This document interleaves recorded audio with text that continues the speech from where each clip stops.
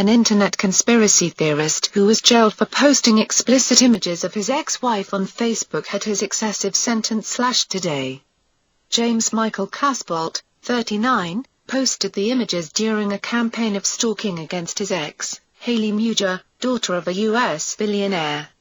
The harassment continued over months after Ms. Muger left Casbolt and included a £2 million bid to blackmail her. Arrested and bailed, he turned his attention to two women in his native Cornwall, terrifying them with his attentions. Casbolt, of Windsor Terrace, St Ives, was jailed for 12 years at Durham Crown Court last July after admitting blackmail, stalking and 2 counts of harassment. He was also assessed to be a public danger and ordered to serve an additional 1 year on extended license after release. But the whole sentence was slashed to 9 years and 8 months today after 3 senior judges at the Court of Appeal said it was excessive. Allowing the appeal, Judge Clement Goldstone QC said he hoped the authorities would move to prevent him offending again online when released. The court heard Casbolt met Ms. Muger, whose father owns a U.S. supermarket chain, over the internet in 2009.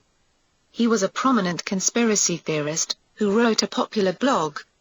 The couple married in 2011 and Ms. Muger sent him the explicit photos when he asked for them while serving in the U.S. military. The decision came back to haunt her when, following the split, he threatened to destroy her and posted the images on Facebook. The pictures were removed, but with persistence bordering on obsession, he continually reposted them, said Judge Goldstone.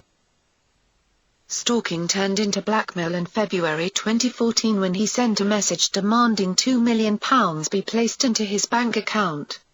Otherwise, he would post lies on the internet and not stop until her family reputation was so ruined they would not be able to walk down the street, he said.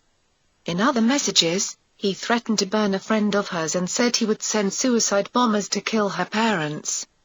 On bail after his arrest, Casbolt sent a series of terrifying messages to a local hairdresser, Simone Everett, including links to pages about serial killers.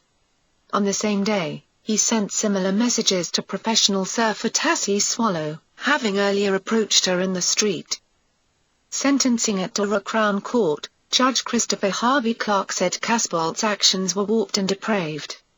He was said to have thrived on a diet of betrayal and humiliation.